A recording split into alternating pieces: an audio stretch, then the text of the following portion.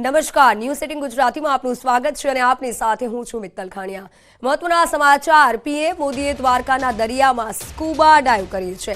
દ્વારકાધીશના દર્શન કરી પીએમ મોદી નેવીના જવાનો સાથે દ્વારકાના ગોમતી ઘાટ સુદામા સેતુ વિસ્તારમાં દરિયાકાંઠે પહોંચ્યા હતા। પીએમ ગોમતી ઘાટ સુદામા સેતુ પાર કરી પંચકુઈ બીચ વિસ્તાર પહોંચ્યા હતા અને પંચકુઈ વિસ્તારમાં સ્કૂબા ડાઇવ કર્યું। પીએમ મોદી દરિયામાં આશરે 2 નોટિકલ માઇલ દૂર દરિયામાં સ્કૂબા ડાઇવ કરવા પહોંચ્યા હતા, જ્યાં પૌરાણિક દ્વારકા નગરીના અવશેષો નિહાળશે। આમ તો દ્વારકા નગરી ધાર્મિક રીતે જાણીતી છે, પરંતુ હવે આ નગરી પ્રવાસન ક્ષેત્રે પણ હરણફાળ ભરી રહી છે। દ્વારકાના દરિયાકાંઠે સ્કૂબા ડાઇવ પણ પ્રવાસીઓમાં આકર્ષણનું કેન્દ્ર બની રહેશે।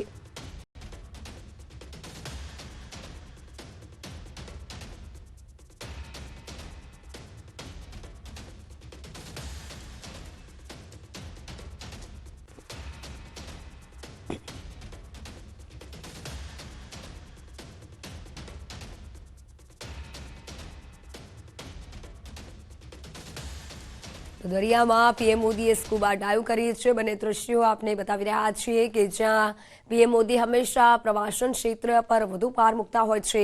આ બંને દ્રશ્યો છે કે જ્યાં દ્વારકામાં પીએમ મોદીએ સ્કૂબા ડાઇવ કરી છે, તો બીજી તરફ લક્ષદ્વીપના પણ આ દ્રશ્યો છે કે જ્યાંની મુલાકાત પીએમ મોદીએ લીધી હતી। દરિયામાં પીએમ મોદીએ સ્કૂબા ડાઇવ કરી છે અને 2 નોટિકલ માઇલ દરિયાથી દૂર સ્કૂબા ડાઇવ પીએમ મોદીએ કરી છે। બીજી તરફ દ્રશ્યો છે લક્ષદ્વીપના કે જ્યાં પ્રવાસન ક્ષેત્ર પર વધુ ભાર મૂકવા પણ પીએમ મોદીએ નિવેદન આપ્યું હતું અને કીધું હતું કે લક્ષદ્વીપની પણ આપ મુલાકાત લઈ શકો છો। ભારતના પ્રવાસન ક્ષેત્રને હંમેશા આગળ વધારવા માટે પીએમ મોદી ભાર મૂકતા હોય છે।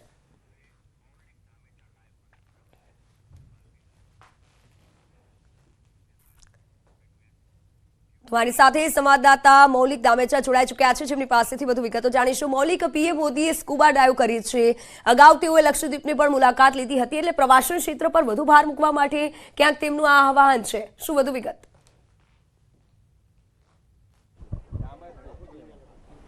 મિત્તલ, બિલકુલ એવું કહી શકાય, કારણ કે લક્ષદ્વીપમાં જ્યારે તેઓ મુલાકાત લીધી હતી ત્યારે પણ બીચ ઉપર પહોંચ્યા હતા અને બીચ ઉપર પહોંચતા અનેક જે ક્ષેત્રો છે જ્યાં પ્રવાસન વિભાગ છે તેને એક ચોક્કસથી વેગ મળ્યો હતો। ત્યારે ફરી આજે જ્યારે તેઓ દ્વારકાધીશ મંદિરે દર્શન કર્યા હતા અને દ્વારકાધીશ મંદિરથી અચાનક તેઓ જે છે તે સ્કૂબા ડાઇવિંગ માટે પહોંચ્યા હતા। માનવામાં આવી રહ્યું છે કે અહીંયા આગળ 5000 વર્ષ પૌરાણિક જે અવશેષો છે દ્વારકાધીશ નગરીના, જે ઓરિજિનલ નગરી માનવામાં આવે છે, તેના દર્શનાર્થે પહોંચ્યા હતા। સૌથી પહેલાં તેઓ 11:30 વાગ્યાની આસપાસ દ્વારકાધીશ મંદિરે પહોંચ્યા અને ત્યાંથી ગોમતી ઘાટ તરફ આગળ રવાના થયા હતા। જે સુદામા સેતુ જે છે તે સુદામા સેતુથી તેઓ પંચકુઈ વિસ્તાર જે છે ત્યાં આગળ પહોંચ્યા હતા। નેવીની ટીમ અને સાથે કોસ્ટગાર્ડની ટીમ જે છે તે પણ અહીંયા જેટી પાસે પહોંચી હતી। અત્યારે હાલ તેમનું જે ત્યાં સ્કૂબા ડાઇવિંગ જે છે તે પૂર્ણ થયું હોવાનું માની શકાય છે, કારણ કે તેની આસપાસની તમામ બોટો જે છે તે હવે ફરી એક વખત સુદામા સેતુ જે છે તે તરફ આગળ વધી રહી છે। એટલે લગભગ અડધો 1 કલાક જેટલો સમય જે છે તે તેમને અહીંયા આગળ સ્કૂબા ડાઇવમાં વિતાવ્યો હતો। પૌરાણિક દ્વારકાના જે અવશેષો જે છે તે નિહાળવા માટે તેઓ અહીંયા પહોંચ્યા હતા અને પ્રવાસન વિભાગને પણ ક્યાંક ને ક્યાંક એક મોટો ફાળો આપી શકે અને લોકોને પણ એક જાગૃતતા મળી શકે તે માટેનો પ્રયાસ જે છે તે પ્રધાનમંત્રીએ અહીંયા દ્વારકાધીશ મંદિર ખાતે કર્યો હતો। બિલકુલ બિલકુલ। આગળ પીએમ મોદીનો કેવો કાર્યક્રમ રહેશે, કારણ કે હાલ તેઓ સ્કૂબા ડાઇવ કરી છે, આગળનો કાર્યક્રમ વિશે જણાવશો?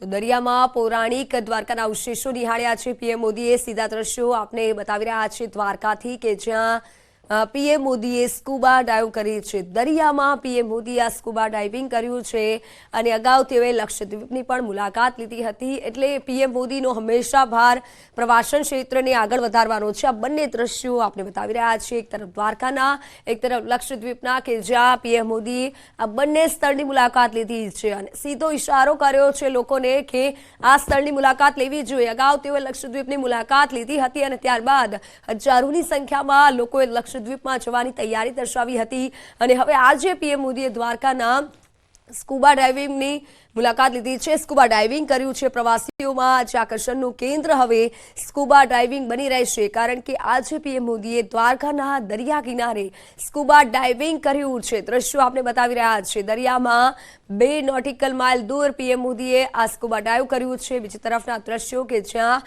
પીએમ મોદીએ લક્ષદ્વીપની મુલાકાત લીધી હતી અને ત્યારબાદ સોશિયલ મીડિયામાં હજારોની સંખ્યામાં હેશટેગ વધી ગયા હતા અને તમામ લોકોએ લક્ષદ્વીપમાં પણ જવાની તૈયારી દર્શાવી હતી. એટલે ક્યાંક ને ક્યાંક પ્રવાસન ક્ષેત્ર પર વધુ ભાર મૂકવા માટે હંમેશા પીએમ મોદી અગ્રેસર હોય છે અને હંમેશા તેઓ જણાવતા હોય છે કે પ્રવાસન ક્ષેત્ર અને ખાસ કરી ભારતના પ્રવાસન ક્ષેત્રને આગળ વધારવા જોઈએ. એટલે આજે જ્યારે પીએમ મોદી દ્વારકાની મુલાકાતે છે ત્યારે પીએમ મોદીએ સ્કુબા ડાઇવિંગ કર્યું છે, જેના દ્રશ્યો આપ ન્યૂઝ 18 ગુજરાતી પર જોઈ રહ્યા છો.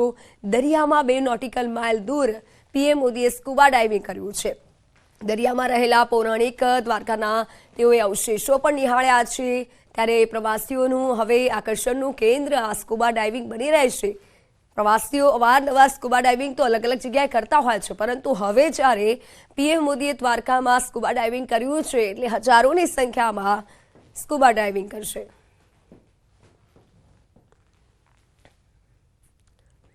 તો સમાચારોમાં હાલ સમય થયો છે વિરામનો.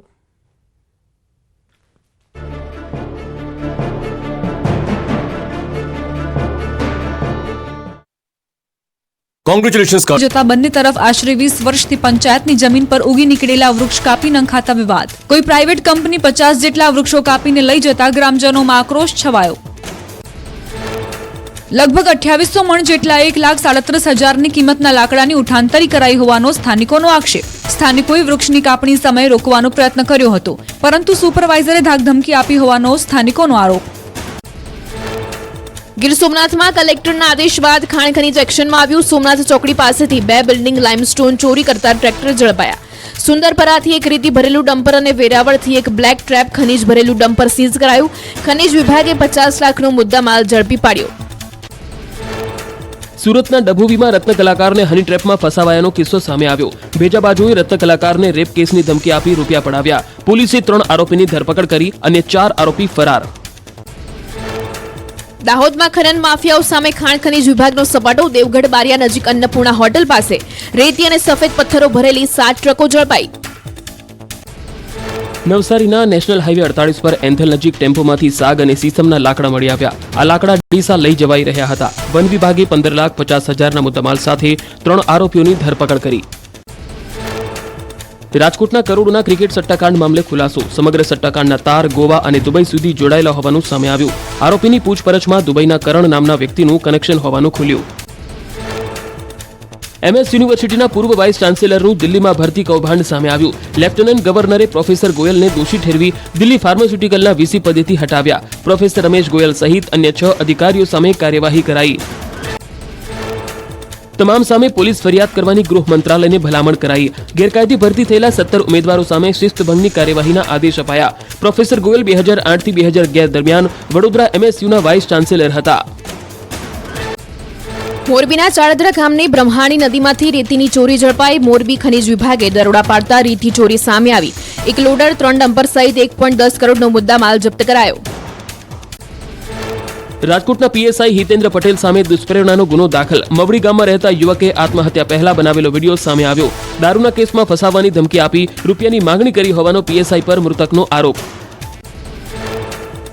છોટાઉદેપુરમાં પત્નીની હત્યા કરનાર પતિને કોર્ટે ફટકારી સખત આજીવન કેદની સજા. વર્ષ 2022માં વસેડી ગામમાં પત્નીના ચારિત્ર્ય પર શંકા રાખી પતિએ કરી હતી પત્નીની હત્યા. જે મામલે નામદાર કોર્ટે આરોપી પતિને આપી આજીવન કેદની સજા. સુરતના અડાજણ વિસ્તારમાં 10 લાખ રૂપિયાની લૂંટ. ફરિયાદ નોંધાતા પોલીસે 2 આરોપીની કરી ધરપકડ. બીજા બાજુએ મોપેડ પર જતા વેપારીનું અપહરણ કરી લૂંટની ઘટનાને આપ્યો હતો અંજામ. ગુજરાતની 2 બેઠકો પર આપ અને કોંગ્રેસ વચ્ચે થયું ગઠબંધન. ભરૂચ અને ભાવનગર બેઠક પર આમ આદમી પાર્ટી ચૂંટણી લડશે, જ્યારે બાકીની 24 બેઠક પર કોંગ્રેસ તેના ઉમેદવાર મેદાનમાં ઉતારશે.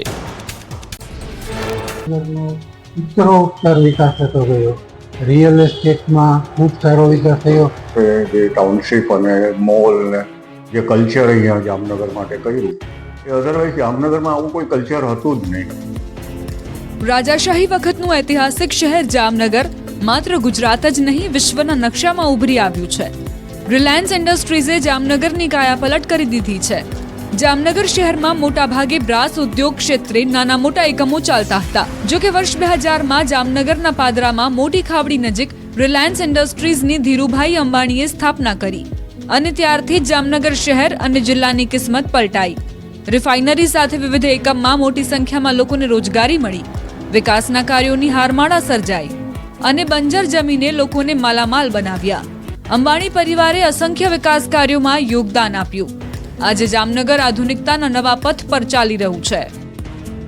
જામનગરની બહાર બંજર જમીનો જે હતી એ જમીનો માનનીય પરિમલભાઈએ ત્યાંથી રિલાયન્સ માટે એક્વાયર કરાવી અને ખૂબ સારા પૈસા ખેડૂતોને અપાવ્યા. આમ ખેડૂતોને પણ ખૂબ ફાયદો છે અને રિલાયન્સ જેવી બહુ મોટી ઇન્ડસ્ટ્રી જામનગરમાં એની સ્થાપના થઈ. ત્યાર પછી જામનગરનો ઉત્તરોત્તર વિકાસ થતો ગયો. રિયલ એસ્ટેટમાં ખૂબ સારો વિકાસ થયો, રોજગારી મળી અને એમને રહેવા માટેના મકાનો પણ રિલાયન્સોએ બનાવી હતા. સમયની સાથે આધુનિકીકરણ અને લોકોને ઉપયોગી સેવાઓ સુચારુ રૂપે મળી રહે તે માટે રિલાયન્સ ઇન્ડસ્ટ્રીઝે અનેક સેવા કાર્યો કર્યા. વસુધૈવ કુટુંબકમની ભાવના સાથે મોલ શરૂ કરાયા. ઓછી કિંમતમાં સારી ચીજવસ્તુઓ મળી રહે તે માટેના પ્રયાસ હાથ ધરાયા. કુદરતી આપદાઓમાં પણ રિલાયન્સ ઇન્ડસ્ટ્રીઝ પરિવારની જેમ સરકારી તંત્ર સાથે તાલમેલ કરી તમામ ઇમરજન્સી સેવાઓમાં ખડેપગે રહ્યું છે. જામનગરના લોકો અંબાણી પરિવારનો આભાર માની રહ્યા છે. પણ રિલાયન્સની આવતા પ્રોપર્ટી તો બરાબર છે, પણ એની સાથે સાથે બીજી જે સમૃદ્ધિ થઈ જામનગરની આટલી એક આપણે ખાલી મુંબઈની ફ્લાઇટ આવતી હોય, જામનગરમાં આટલી બધી ફ્લાઇટ્સ આવે છે, જામનગરમાં રેસ્ટોરન્ટ એટલા બધા થઈ ગયા, જામનગરમાં બધી વસ્તુ ઉપલબ્ધ થવા માંડી. નહીં તો અત્યાર સુધી બધું એવું હતું કે આપણે રાજકોટ જવું પડે, અમદાવાદ જવું પડે. પણ થેન્ક્સ ટુ રિલાયન્સ અને એસઆર જેવી રિફાઇનરીઝ આવી, એમાંય રિલાયન્સે જે ટાઉનશીપ અને મોલ ને જે કલ્ચર અહીંયા જામનગર માટે કર્યું એ અધરવાઇઝ જામનગરમાં આવું કોઈ કલ્ચર હતું જ નહીં. જામનગરમાં રિલાયન્સ આવતા લોકો સમૃદ્ધ બન્યા છે. રિયલ એસ્ટેટ ક્ષેત્રે ખૂબ જ વિકાસ થયો છે. આર્થિક ઉપાર્જનની નવી દિશાઓ ખુલી છે.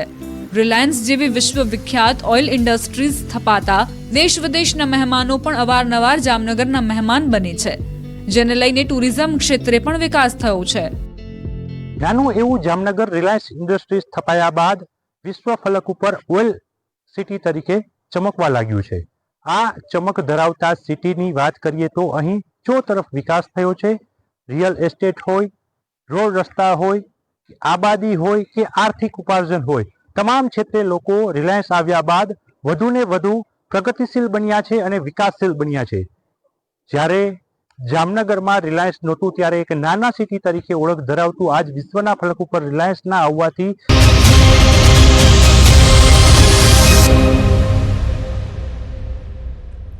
Welcome back. રાજકોટમાં પ્રધાનમંત્રીના આગમન પહેલા ભવ્ય તૈયારીઓ કરાઈ રહી છે. પીએમ મોદી આજે રાજકોટને 3200 કરોડથી વધુના વિકાસ કાર્યોની ભેટ આપશે. એમ્સ હોસ્પિટલનું લોકાર્પણ કર્યા બાદ જૂના એરપોર્ટ જશે અને ત્યાંથી રેસકોર્સમાં સભા સ્થળ સુધી પીએમ મોદીનો રોડ શો પણ યોજાશે. તો આ સમયે મોટી સંખ્યામાં લોકો રોડ શો નિહાળશે. 800 મીટરના આ રોડ શોમાં જુદી જુદી 22 સંસ્થાઓ સ્ટેજ પર કલાકૃતિ પ્રસ્તુત કરશે. પીએમ મોદી રેસકોર્સ ગ્રાઉન્ડમાં વિશાળ સભાને સંબોધિત કરશે, જેને લઈને રેસકોર્સ ગ્રાઉન્ડમાં 5 વિશાળ ડોમ ઊભા કરાયા છે. આશરે 1.5 લાખથી વધુ લોકો પ્રધાનમંત્રીને સાંભળવા માટે આવશે તેવો અંદાજ છે. ત્યારે કોઈ અવ્યવસ્થા ન સર્જાય તે માટે વિશેષ તૈયારી કરાઈ છે. લોકોને પહેલાથી જ પોતાનું સ્થાન લઈ લેવા માટે કલેક્ટરે અપીલ કરી છે.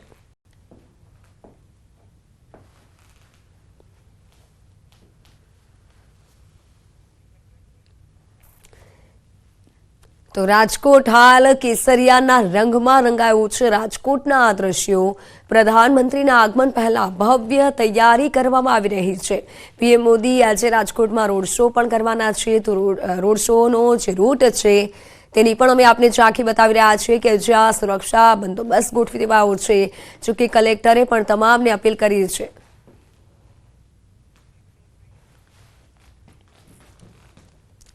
તો સમાચારોમાં હાલ બસ આટલું જ. રજા આપશો. નમસ્કાર.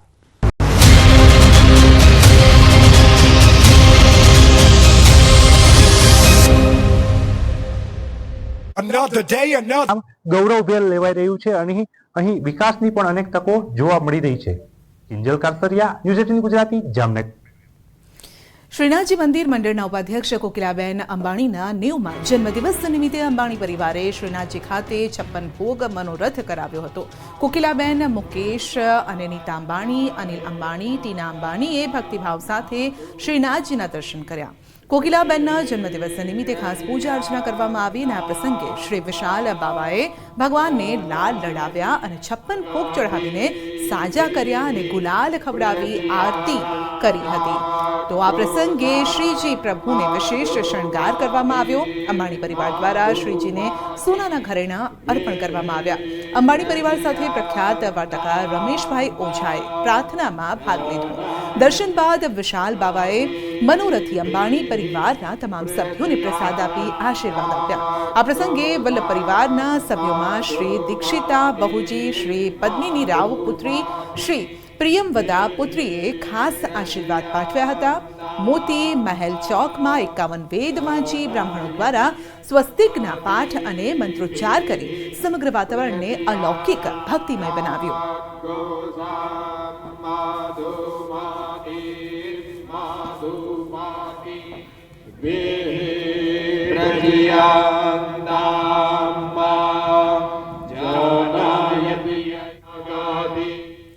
અંતે જેની ઘડીઓ ગણાઈ રહી હતી, જેની જોરશોરથી ચર્ચાઓ હતી, અટકળો હતી, તેના પરથી પડદો ઉચકાઈ ગયો છે. લોકસભાની ચૂંટણીને લઈને ગુજરાતમાં કોંગ્રેસ અને આપ ભાઈ ભાઈ બનીને લડશે. લોકસભાની ચૂંટણીને લઈ ગુજરાત કોંગ્રેસે હાથમાં ઝાડુ લીધું છે. જી હા, હવે હાથ અને ઝાડુ બંને મળીને સંયુક્ત રીતે લોકસભાની ચૂંટણી લડશે. લોકસભાની 2 બેઠકો પર કોંગ્રેસ હાથમાં ઝાડુ લઈને વિજયનો પથ પ્રશસ્ત કરવા પ્રયાસ કરશે. ગુજરાતમાં ઇન્ડિયા ગઠબંધન અને ભાજપ વચ્ચે લોકસભા ચૂંટણી જંગ જામશે. કોંગ્રેસ અને આમ આદમી પાર્ટી વચ્ચે બેઠકોની વહેંચણી, જેમાં ગુજરાતની 24 બેઠક પર કોંગ્રેસ અને 2 બેઠક પર ભરૂચ અને ભાવનગર પર આપ લડશે. આ અંગેની કોંગ્રેસ તરફથી મુકુલ વાસનિક અને આપ તરફથી સૌરભ ભારદ્વાજ અને આતિશીએ બેઠકની વહેંચણી અંગે ઔપચારિક જાહેરાત કરી. જે અંગે ભરૂચ બેઠક પરથી આમ આદમી પાર્ટીના નેતા અને ડેડિયાપાડાના ધારાસભ્ય ચૈતર વસાવા ચૂંટણી લડશે, તો ભાવનગર બેઠક પરથી બોટાદના આપના નેતા અને ધારાસભ્ય ઉમેશ મકવાણા ચૂંટણી લડશે. એટલે કે આ બેઠક પર હવે કોંગ્રેસ પોતાના ઉમેદવાર ઉતારશે નહીં. गुजरात में 26 लोकसभा सीटें हैं, 24 पर कांग्रेस लड़ेगी, 2 सीटों पर आम आदमी पार्टी के प्रत्याशी रहेंगे. भरूच लोकसभा और भावनगर लोकसभा की ये सीटें होगी. ગઠબંધનની જાહેરાત થતા ભરૂચના આપના નેતા ચૈતર વસાવા સહિતના નેતાઓએ વધાવ્યું અને મુમતાજ પટેલ અને ફૈઝલનો આભાર માન્યો. સાથે જ ખાતરી આપી કે કોંગ્રેસના મિત્રોને સાથે લઈને આગળ વધીશું, સાથે બેસીને ચૂંટણીની રણનીતિ બનાવીશું. ચૈતર વસાવાએ કહ્યું કે ભરૂચ લોકસભા સીટ જીતીને અહેમદ પટેલને સાચી શ્રદ્ધાંજલિ આપીશું. ઈસુદાન ગઢવીએ કહ્યું કે 8 બેઠક માંગી હતી, પરંતુ 2 મળી તેની ખુશી. તો ભરૂચથી ભાજપના સાંસદ મનસુખ વસાવાએ આપની કારમી હારનો દાવો કર્યો. આ ગઠબંધનથી ચૂંટણીના ઇતિહાસમાં પહેલીવાર કોંગ્રેસ ભરૂચ અને ભાવનગર લોકસભા બેઠક પર પોતાના ઉમેદવાર નહીં ઉતારે. ભરૂચ અને ભાવનગર બેઠક પર કોંગ્રેસનું સરેન્ડર થયું છે. ભરૂચ ભાવનગર સિવાયની 24 બેઠક પર આપનું સરેન્ડર થયું છે. પરંતુ હવે તો સમય જ બતાવશે કે ગઠબંધન શું રંગ લાવશે. લોકસભા ચૂંટણી માટે આમ આદમી પાર્ટી અને કોંગ્રેસ વચ્ચે આખરે ગઠબંધનની જાહેરાત થઈ છે. ત્યારે ગઠબંધન પર ભાજપ પ્રદેશ અધ્યક્ષ સી આર પાટીલે પ્રતિક્રિયા આપી. કોંગ્રેસ અને આપ દીવા સ્વપ્નમાં રાજતા હોય તેવું સી આર પાટીલે કહ્યું. વિધાનસભામાં જે સ્થિતિ થઈ તે બાદ આમ આદમી પાર્ટીએ લોકસભામાં 2 જ બેઠક પર લડવાનો નિર્ણય કરી સારું કર્યું છે. સાથે જ તેમણે આ ગઠબંધનને લંગડા અને આંધળાના સંગમ સમાન ગણાવ્યું. આ ગઠબંધન સફળ નહીં થાય તેવો સી આર પાટીલે ટોણો માર્યો. પાટીલે આપ અને કોંગ્રેસ પર પ્રહાર કરતા કહ્યું કે કોંગ્રેસ આપ બંને દીવા સ્વપ્નમાં લાગે છે. કોંગ્રેસનું ગઠબંધન સફળ થાય તેવું નથી લાગી રહ્યું. 126 બેઠકો પર આપની ડિપોઝિટ જપ્ત થઈ હતી. માત્ર 2 ઉમેદવારનું ગઠબંધન થયું તે જ બતાવે છે કે આપની તાકાત કેટલી છે. કોંગ્રેસે 44 સીટ પર ડિપોઝિટ ગુમાવી હતી. રાહુલ ગાંધી નેતૃત્વ કરી શકે નહીં તેવું કોંગ્રેસના લોકો માને છે. એટલે આંધળા અને બહેરાનો જે વિશ્વાસઘાત થયો હતો એવો જ સ્થિતિ અહીંયા પણ થવાની છે. અહીંયા પણ આંધળા અને બહેરા 2 જણા ભેગા થઈને ગુજરાત જીતવા માટેનો દીવા સ્વપ્નમાં રાચી રહ્યા છે. આમ આદમી પાર્ટી અને કોંગ્રેસના ગઠબંધને આખરે લોકસભા ચૂંટણીનું રણશીંગું ફૂંકી દીધું છે. આ જાહેરાતથી કોંગ્રેસના એક સમયના દિગ્ગજ નેતા અહેમદ પટેલના સંતાનોનું ચૂંટણી લડવાનું સપનું તૂટી ગયું છે. મુમતાજ પટેલ અને ફૈઝલ પટેલનું લોકસભાનું સપનું તૂટ્યું છે. કોંગ્રેસે અહેમદ પટેલની આ બેઠક આમ આદમી પાર્ટીને સોંપી છે. સ્વર્ગસ્થ અહેમદ પટેલના સંતાનો મુમતાજ પટેલ અને ફૈઝલ પટેલ પાર્ટી પાસેથી આશા રાખીને બેસ્યા હતા કે તેમને ટિકિટ મળે, પરંતુ હવે તે આશા ઠગારી નીવડી છે. ત્યારે કોંગ્રેસના આ નિર્ણય સામે અહેમદ પટેલના પુત્ર ફૈઝલ પટેલે નારાજગી વ્યક્ત કરી છે. આ નિર્ણય પરત લેવાય તે માટે દિલ્હી જઈ રજૂઆત કરવાની વાત કરી હતી. તો મુમતાજ પટેલે ટ્વીટ કર્યું કે ગઠબંધનમાં ભરૂચ લોકસભા બેઠક સુરક્ષિત ન કરી શકવા બદલ અમારા જિલ્લા કેડરની દિલથી ક્ષમા યાચના. હું નિરાશા શેર કરું છું. સાથે મળીને અમે આઈએનસી ઇન્ડિયાને વધુ મજબૂત બનાવવા માટે ફરીથી સંગઠિત થઈશું. અમે અહેમદ પટેલના 45 વર્ષના વારસાને વ્યર્થ નહીં જવા દઈએ. પરંતુ ભરૂચ બેઠક જીતવી ચૈતર માટે લોઢાના ચણા ચાવવા સમાન છે, કેમ કે ભરૂચ લોકસભા બેઠક પર આઝાદીથી આજ સુધીમાં લોકસભાની 17 ચૂંટણીઓ યોજાઈ, જેમાં 7 ચૂંટણીમાં કોંગ્રેસના ઉમેદવારની જીત થઈ. બાકી 35 વર્ષથી અહીં ભાજપના ઉમેદવારની જીત થતી આવી રહી છે.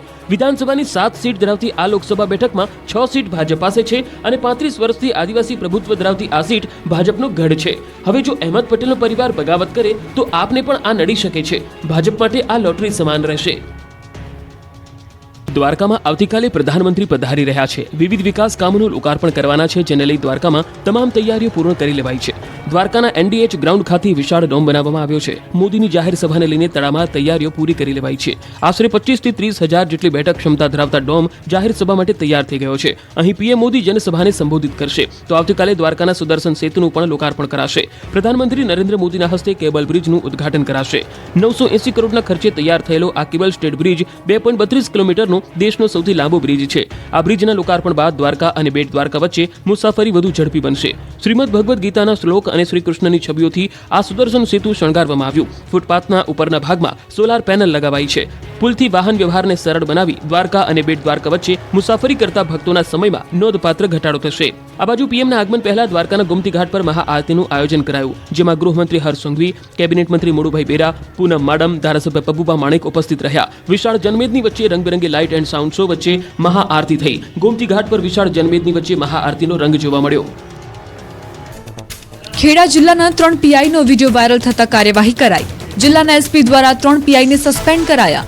વિડીયોમાં 3 પીઆઈ સહિત 5 વ્યક્તિ ઝઘડો કરતા દેખાયા હતા. સમગ્ર મામલે તપાસના આદેશ આપવામાં આવ્યા.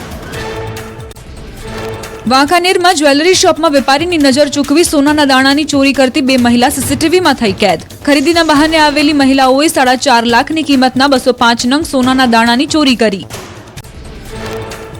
4 જેટલી મહિલાઓએ બાલાજતી જ્વેલર્સમાંથી અલગ અલગ દિવસે 180 નંગ સોનાના દાણા ચોર્યા હતા. જ્યારે મનહરલાલ રતિલાલ નામની દુકાનમાંથી પણ 25 દાણા ચોરાયા હતા, જેને લઈ વેપારીઓએ અજાણી મહિલાઓ વિરુદ્ધ ફરિયાદ નોંધાવી. રાજકોટના ધોરાજીમાં ખેડૂતોને બેવડો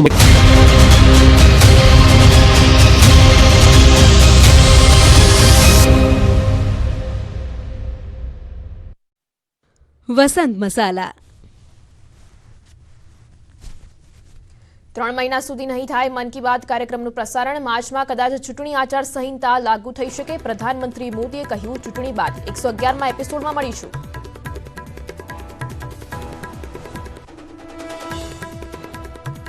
લક્ષદ્વીપ બાદ દ્વારકામાં પીએમ મોદીએ કરી સ્કુબા ડાઇવિંગ. દ્વારકાધીશના દર્શન કરી પંચકોઈ વિસ્તાર પહોંચ્યા હતા.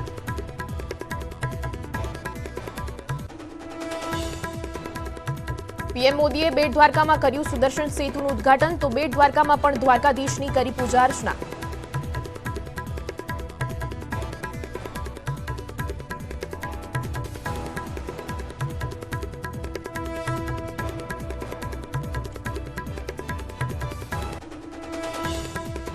નમસ્કાર, મિડ ડે રિપોર્ટ સાથે હું છું શ્રુતિ શાહ અને મહત્વના સમાચારો પર નજર કરીશું.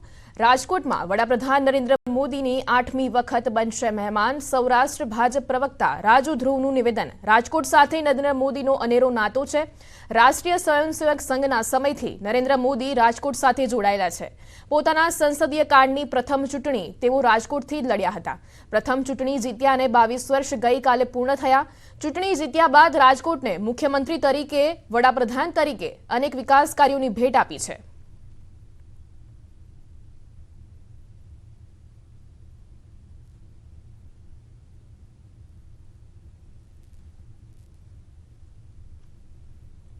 નરેન્દ્રભાઈ રાષ્ટ્રીય સ્વયંસેવક સંઘના પ્રચારક તરીકે અમદાવાદ વિભાગીય પ્રચારક હતા અને 80માં મચ્છુ ડેમ તૂટ્યો અને ત્યાં આરએસએસે જે ગૃહ નિર્માણની કામગીરી કરી ત્યારે નરેન્દ્રભાઈ વ્યક્તિગત દેખરેખ માટે આવતા, રાજકોટના સંઘકાર્ય રોકાતા. ત્યાર પછી ભારતીય જનતા પક્ષમાં મહામંત્રી બન્યા, રાષ્ટ્રીય મહામંત્રી બન્યા, ગુજરાતમાં સંગઠન મંત્રી બન્યા, ત્યારબાદ રાષ્ટ્રીય મહામંત્રી બન્યા, રાષ્ટ્રીય પ્રવક્તા. અવારનવાર એમને રાજકોટ આવવાનું થતું. સૌરાષ્ટ્રના પ્રવાસે આવે એટલે રાજકોટ આવે, રાજકોટથી અન્ય ક્ષેત્રોમાં જાય. રાજકોટની સાથે એમની ખૂબ યાદો છે, એટલા માટે કે રાજકોટની આસપાસના તીર્થ સ્થળો હોય, રાજકોટની આસપાસના સંઘ પરિવારના વડીલો હોય એમને. સમાચારોમાં આગળ વાત કરીએ તો કેન્દ્રીય આરોગ્ય મંત્રી મનસુખ માંડવિયાએ કૃષિ મંત્રી રાઘવજી પટેલની મુલાકાત કરી સિનર્જી હોસ્પિટલ ખાતે રાઘવજી પટેલની તબિયત અંગે માહિતી મેળવી. છેલ્લા 2 સપ્તાહથી રાઘવજી પટેલ સિનર્જી હોસ્પિટલ ખાતે દાખલ છે. બ્રેન સ્ટ્રોક આવ્યા બાદ રાજકોટની સિનર્જી હોસ્પિટલમાં ખસેડાયા હતા.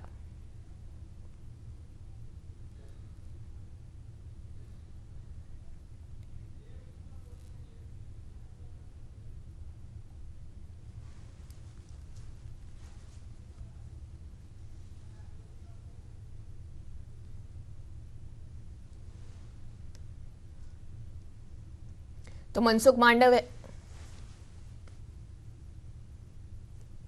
फैसिलिटी भी स्टार्ट हो रही है ताकि भविष्य में स्टेप बाय स्टेप सभी 750 बेड फंक्शनल हो जाएंगे। मेडिकल कॉलेज भी चालू हो चुकी है, नर्सिंग कॉलेज भी चालू हो रही है। सारी सुविधा एम्स राजकोट में उपलब्ध हो जाएगी। भाई, एक गुजरात की सबसे बड़ी 800 बेड की मदर चाइल्ड अस्पताल भी राजकोट को मिलने जा रही है, तो गुजरात की पहली है सगर्भा महिलाओं और बच्चों के लिए। ये अच्छी बात है। मोदी जी के नेतृत्व में समग्र देश में और राज्य में भूपेंद्र भाई के नेतृत्व में हेल्थ एक्सेसिबल कैसे बने, हेल्थ एफोर्डेबल कैसे बने, सभी लोगों को सस्ती हेल्थ सुविधा उपलब्ध हो, उसके लिए हेल्थ सेक्टर का एक्सपांशन हो रहा है, जिसके भाग स्वरूप यहाँ ये फैसिलिटी उपलब्ध हो रही है। चलो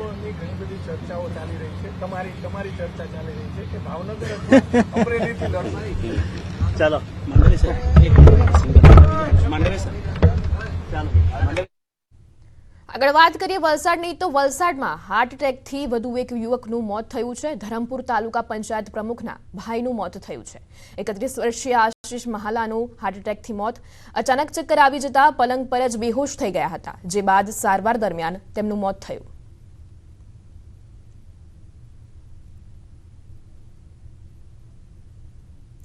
અમરેલીના માંડલમાં અંધાપા કાંડ મામલે ગુજરાત મેડિકલ કાઉન્સિલે મહત્વનો નિર્ણય લીધો છે. અમરેલી મેડિકલ કોલેજના સુપ્રિન્ટેન્ડન્ટે સસ્પેન્ડ કરવામાં આવ્યા છે.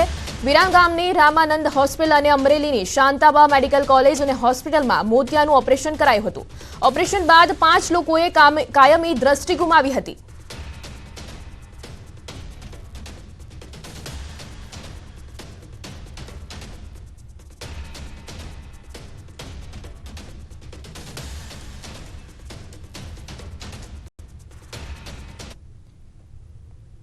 સમાચારમાં આગળ વાત કરીએ નવસારીની તો નવસારીના ખેરગામમાં રખડતા શ્વાનનો આતંક સામે આવ્યો છે. એક જ દિવસમાં 6 ડોગ બાઇટના કેસ નોંધાયા છે. અહીં રખડતા શ્વાને 5 વર્ષના બાળકથી લઈને 73 વર્ષના વૃદ્ધ સહિત 6 લોકોને બચકા ભર્યા હતા. તમામને સારવાર અર્થે ખેરગામ રેફરલ હોસ્પિટલમાં ખસેડાયા છે. અવારનવાર રખડતા શ્વાનને હુમલા કર્યાની ઘટનાઓ સામે આવતા સ્થાનિકો પણ રોષે ભરાયા છે. રખડતા શ્વાનને પકડવા સ્થાનિકોએ માંગ કરી છે.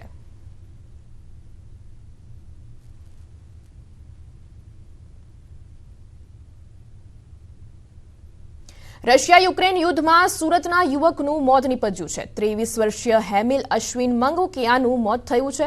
હેમિલ રશિયન સેનામાં સહાયક તરીકે ફરજમાં હતો.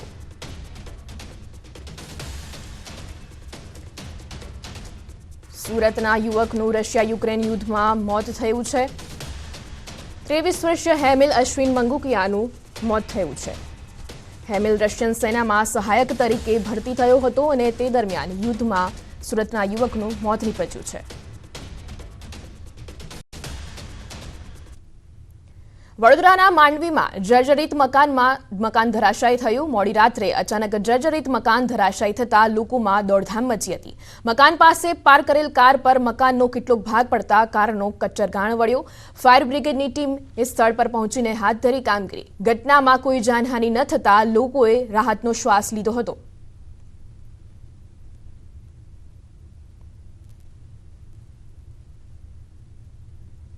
તો માંડવીમાં જર્જરિત મકાન ધરાશાયી થયું છે, જેમાં મોડી રાત્રે અચાનક જ મકાન ધરાશાયી થતા દોડધામ મચી હતી.